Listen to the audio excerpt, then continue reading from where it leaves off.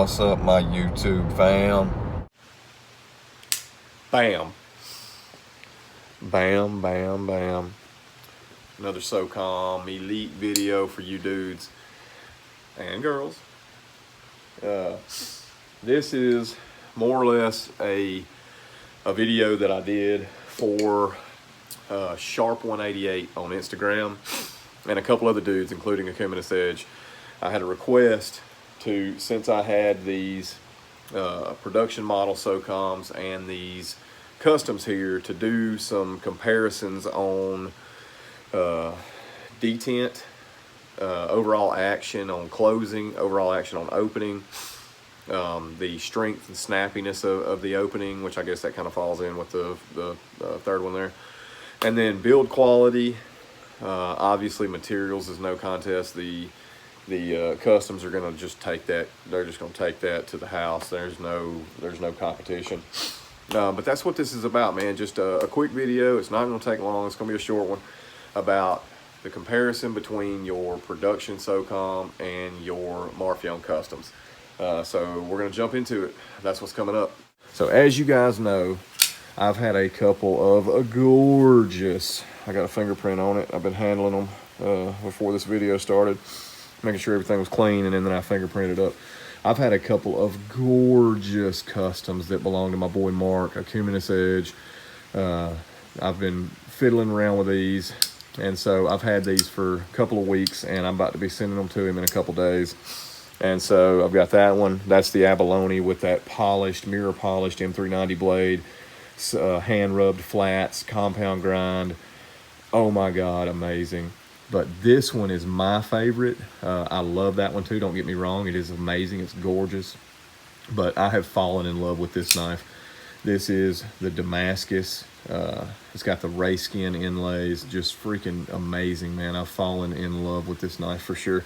And one of the coolest things I thought, when they grind this, when they did their hollow grind there, you can see on those flats, the Damascus has a different direction, and it's because of those layers. When they start grinding away material onto that primary and into that swedge, it grinds it down to a different level, and I just thought that was super cool.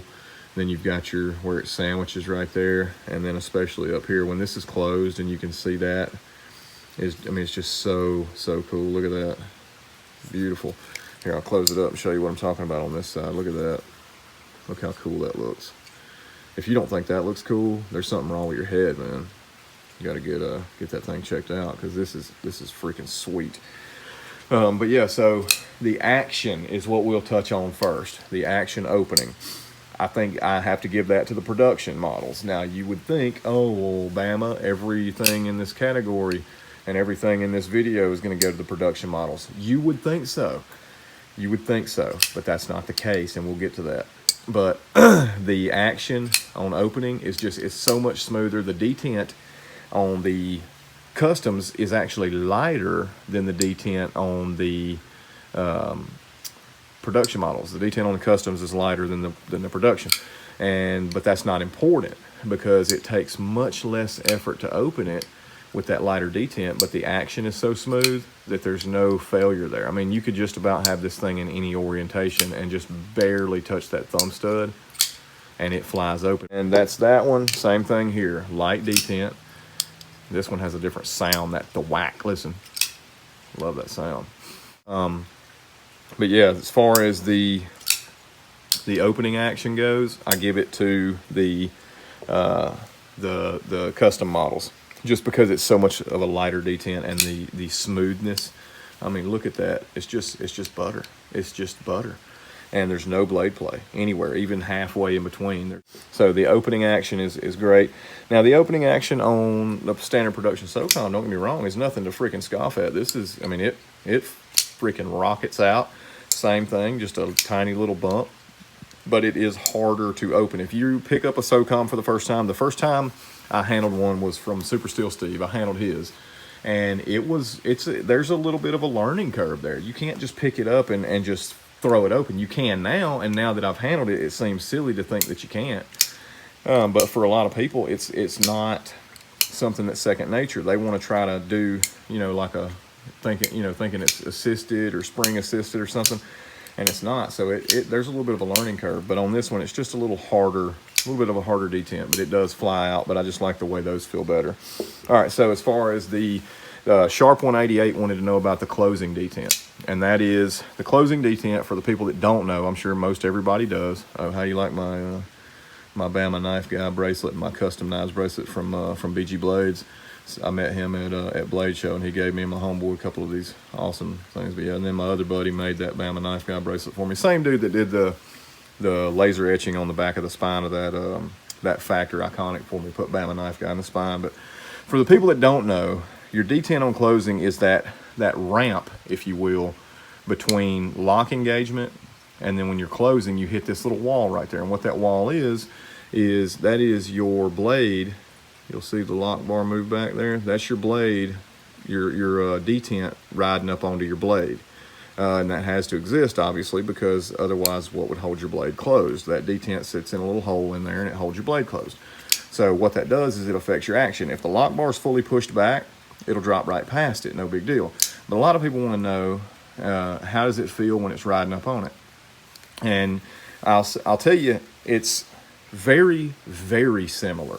Sharp 188, this was a request directly from him to Acuminous Edge to ask me to do this, and it is very, very similar. You can turn it over on the production model and give it a little shake, and it'll close on down, and you can see the little springiness. If I push it past, you can see it come back. That's that detent hopping up on that little track there. And it is very, very similar from this one to the abalone model. Same thing. You hear that lock bar stick. That's on both productions. But so I'm there at our little detent right there where it's jumping up onto that track. And same thing. I can give it a little shake, and we're past it. No big deal. And this one feels almost identical, in my opinion. It feels almost identical to the production model. There's no more smoothness. If anything, there's a little grit on this one, just a tiny little bit. It's almost just kind of you can see that little bump right here. It's just right there, just a little, it's like a little catch. And then after that, it's smooth. But there's two stops right there. There's your initial stop where you hit the wall right there. Then you've got that, and I don't know what that is. That right there, just that little kunk, and then it smooths on out. But it's kind of gritty. It's not as smooth as I would expect it to be on a production Socom like this. But still, not a bad detent. You can bump right by it and close it on up. Now, moving on to the Rayskin in Damascus. This one is much, much easier to jump past. That detent is as smooth as silk, and it just rides right past it. You can feel the stop. It's right there, and you can get it to bounce back if you want to, but it's just so much easier to ride right past that spot, to me. And here we can get in between. So we're in between. It's not going to drop, and we just give it a tiny little shake, and boom. That's why I love this one so much. It's so much smoother. See, we're at our detent right there. Little shake. And I mean, I'm barely shaking this thing. I'm talking just a little, and there we go. We're past it. So in my opinion, the closing detent there, Mr. Sharp 188, is very, very similar.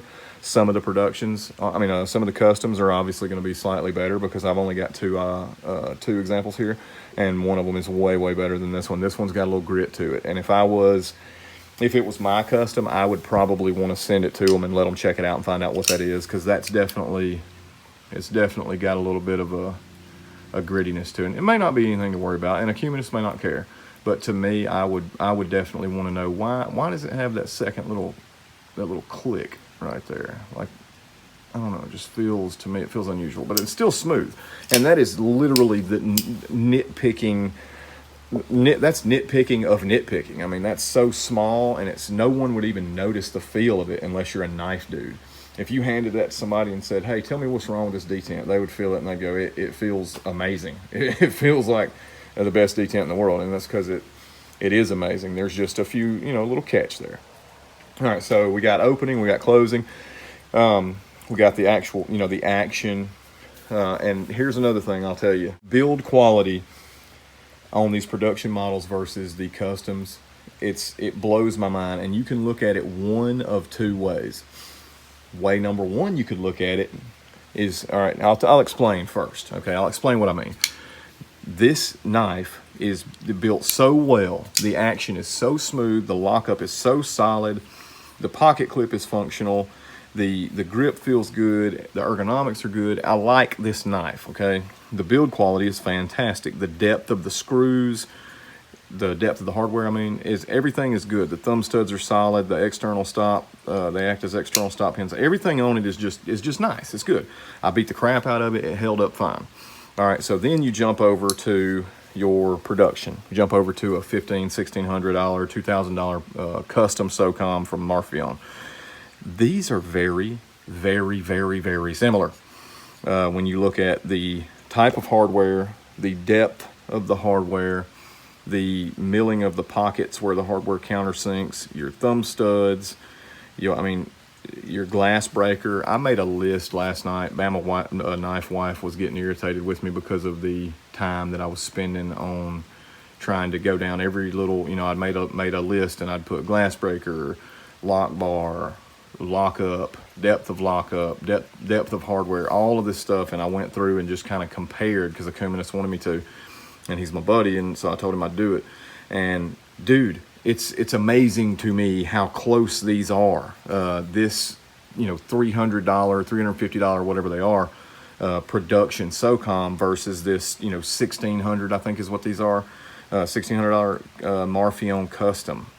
Dude, it's wild to me, the similarities and just build quality and how everything is executed is so close. And you can look at that one of two ways. There are two ways that you can look at that. Number one, you can look at it and you can say, well, if the production model is $350 or whatever the cost is, and the customs are $1,500, why would I spend the extra money? Why would I do that when I can get the same build quality? You can look at it that way, or you can look at it the other way, which is the way I choose to look at it, and that is, holy crap, they put the same care and execute the production models as closely and as good as they do the customs. So to me, that's awesome. That means the dude who doesn't have the money to drop $1,500 on a custom can go out and get him a $300 or even a $200 used Microtech Socom and get something that's built as good as far as build quality goes as the custom models. And to me, that's a really cool thing. So that's awesome. I choose to look at it that way. And another way that you defend that is the materials that you get in these. The materials, the blade finishes, the blade grinds. You ain't getting no $300 grind that looks like that, boss man. That ain't happening. You ain't paying $300 and getting you a mirror finished that is literally more mirror than a mirror. You're not getting that for $300. That's just not going to happen. So the money that you're spending on these customs, you're getting what you're paying for. You're getting it in materials, you're getting it in grind, you're getting it in blade steel, you're getting it in all these different aspects. But the actual fitment of the components and the way it's put together is very similar, and that's impressive. That's impressive to me. I really dig that. I dig the fact that the quality of the way that this one is put together and the quality of the way that this one is put together is very similar. I like that. That makes me happy. If I'm a dude who is out, looking at Microtechs, and I pick up this $1,500 knife, and I'm looking at getting one, and then I pick up this, $300 or $400 knife, and they're very similar, and they're both built very well, that's actually a good thing to me. That's a good sign to me. Because if you look at the increase in value of materials that you're getting here, that shows me that even on their production models, they give a crap about the way they're built and the way they're done, and I like that. That's definitely a good thing to me. A lot of people would say, oh, they're just ripping people off because they're charging $1,500 for something you can get for $300. That's not true, because you can't get that. You can't get that. That's the quality and the materials that go into that, and the time and effort that goes into that blade grind and that blade finish. You can't get that for that price. So that's why the difference in price. All right, so just got done talking about the Microtech Socoms and the Marfion custom Socoms. and I just wanted to kind of do an in closing type thing. These knives are awesome. I love the Socom. I was not a Socom dude before. I had handled one, I think one. I think it was belonged to Super Steel Steve, and we all know how he treats his knives, and it was awesome. I mean, I really did dig it, but I wasn't on the train. I wasn't on the Socom train. I wasn't on the Microtech train. I had handled a couple of Microtech OTFs, but had never really owned one. And then all at once, man, I got bombarded with Microtech from my West Coast boys out there, from Scott Big Bore Williams and my homeboy Acuminous Edge. Homeboy also sends me this Spyderco K2 right here. Gave me the hookup on this. Freaking wanted one of these forever. He knew that when from talking to me, and hooks me up with this damn thing.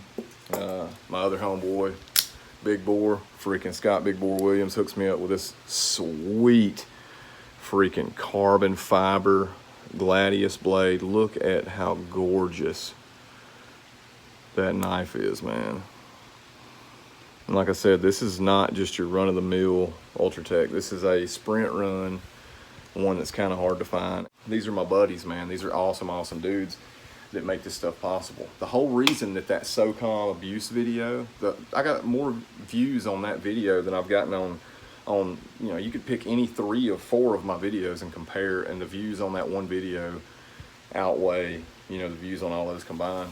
And the only reason any of that was possible is because of Acuminous Edge. He's my homeboy, man. So go give that dude some love. Go tell him you appreciate what he does for the community, because he does a lot. Long Island Knife Guy.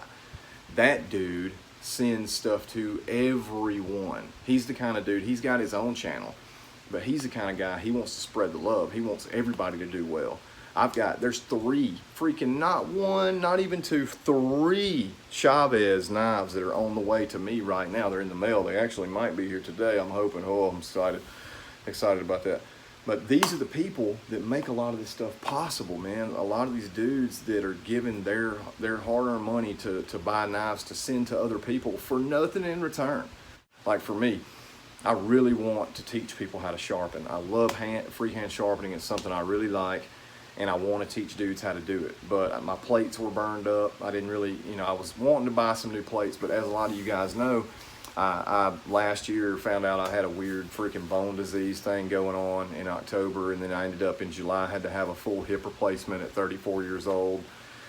And so money's been a little tight from time to time, but this has been, it's been kind of rough, and we're getting through it. We're fine. We're surviving, but didn't have a ton of extra money just to be blowing on stuff. So I had dudes wanting to hit me up, and Acuminous Edge was promoting my sharpening, saying, hey, hit up Bama Knife Guy to sharpen. And I had to hit up Acuminous and go, hey man, I want to be able to sharpen, but my plates are kind of burned up because I've been out of work for a few months healing up, and while I've been off, I've been just sharpening tons of knives for guys to keep myself busy. So I burned up all my plates and everything. This dude freaking he just up and just sends me a set of 4 DMT 3x8 sweet freaking plates from Sharpening Supplies. That's the kind of stuff that these guys are doing, man. People, it goes unnoticed, and it may, they may purposefully want it to go unnoticed, but for me, it's so hard for me to watch somebody do something great and me not give them a little bit of a pat on the back. So, but I'm ending this with this because I'm about to be sending all these Socoms back home. We've still got round 2 coming up. We still got round 2 on the Socom Elite, the one that I abused. So we've still got one more round with this guy. We're gonna do some more lifelike stuff, and then Acuminous sent me some different ideas of things that he'd like to see me do with it. So we're gonna do that, and then the way that he has told me to do this, and I don't really know how I want to do it or how he wants to do it or whatever, but he told me the last time that we were talking about it, he said that we're gonna do round 2 on it. And then if we break it, whatever, it gets broken, we're gonna hit up warranty at Microtech and see if they'll reblade it. So we got round 2. I'm starting filming on that one tonight. I'm gonna go buy a piece of tempered glass and test out that glass breaker. I'm gonna get some tempered glass and then some regular glass, and just try some different things and see what we can do with it. I wanna see like real world use type stuff, what can it do? Can it do it? Can it not do it? And so we'll see how it goes, man. But huge thank you to Acuminous Edge, to Mark. Thank you so much for loaning these customs to me and letting me review these things and hold on to them for weeks and play with them. And thank you for sending the production model Socom to let me abuse it and break it on purpose. And thank you for letting me fix it. Scott Big Bore Williams, thank you for everything that you do, for the Microtech, Ultratech that you sent me, dude, for this freaking sweet beast. Thank you for the Pilar that you sent me, just out of nowhere, you sneaky freaking bastard. Sent me another knife with you know, just out of nowhere. But man, thank you for that. And then also thank you, let me get this off the screen, I got my battery thing popping up. Also thank you for sending me, by way of needs, the auto that I was able to play around with and compare to. So that's pretty much it, man. I just wanted to do a video comparing that stuff, and I hope this is something you guys enjoy. That's what's coming up, dudes. Look out for another video that's going to be posted. I'm going to do a video on a couple of knives that I've gotten in the mail recently, as well as a couple knives that I'm going to be selling. But that's it, guys and gals. I love you, and I'm out.